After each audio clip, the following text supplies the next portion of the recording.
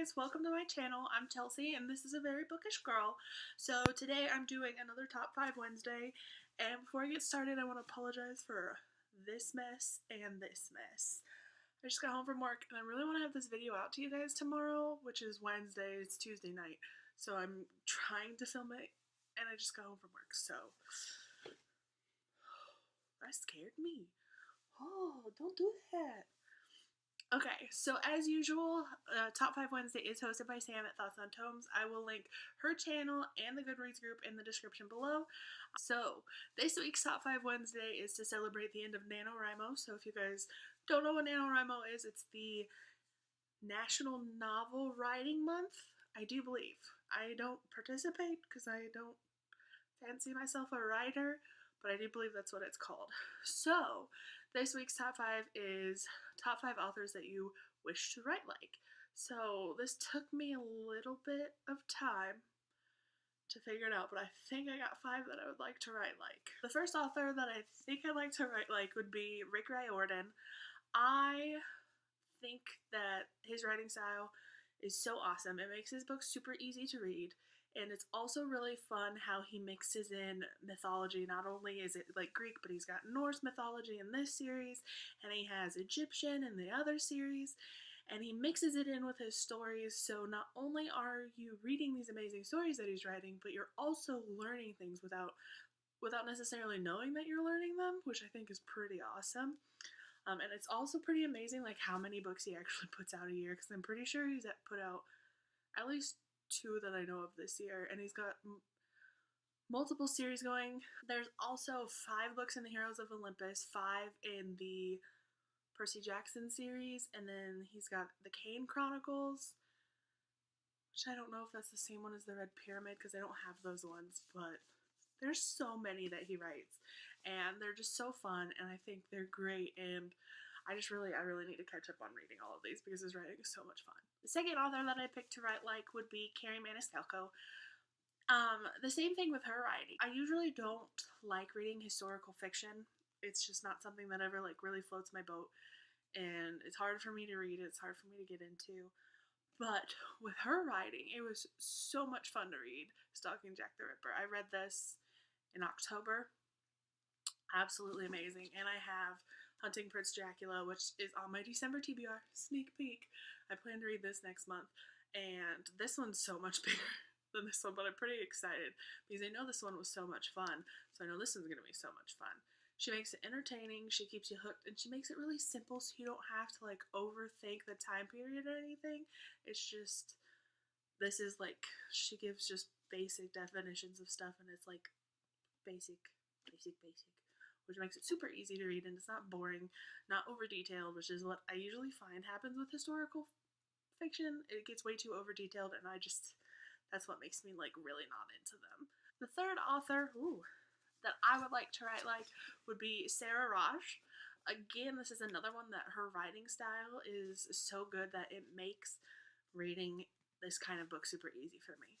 I've branched out a whole lot this year, which I'm really proud of myself because I usually only read contemporary books, even though I know you can see a bunch of different stuff behind me.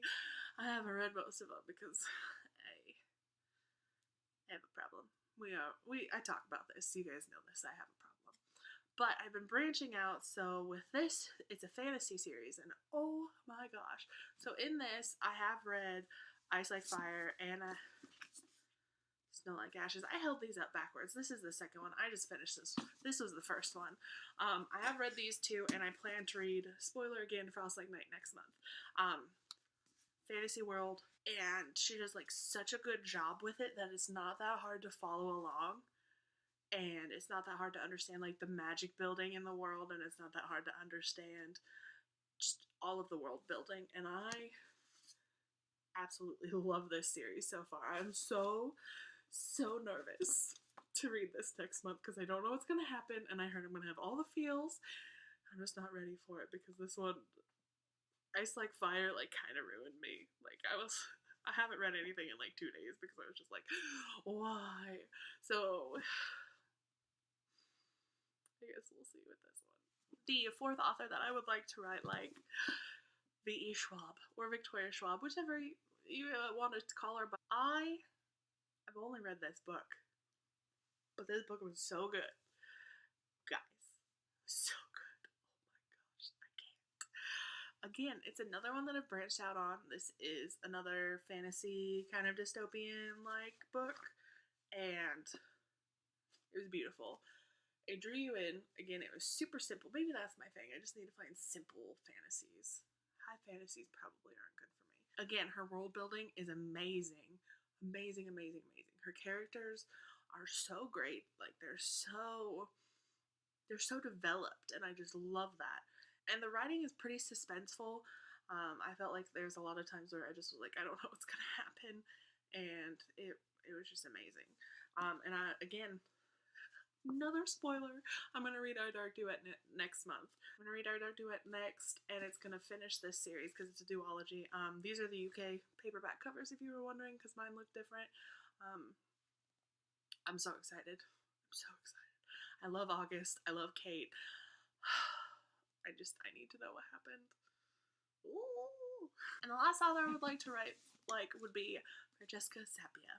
Now, I have read both of her books that she has. I've read Eliza and Her Monsters, and I just got Made You Up in the mail today, but I read it before, and I'm so excited to actually have a final hard copy because I love these books.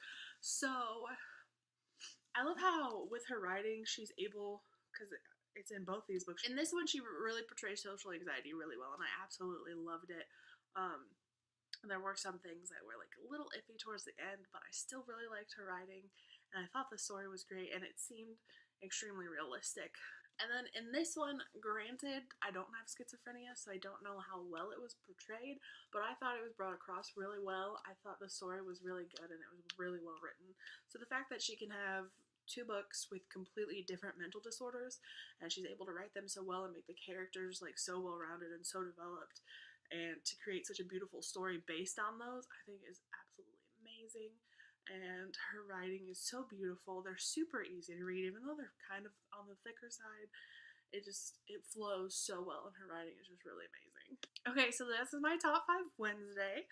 I hope you guys enjoyed it. Hopefully I'll participate next month in December, but November's done, and I participated in all of them. Go me!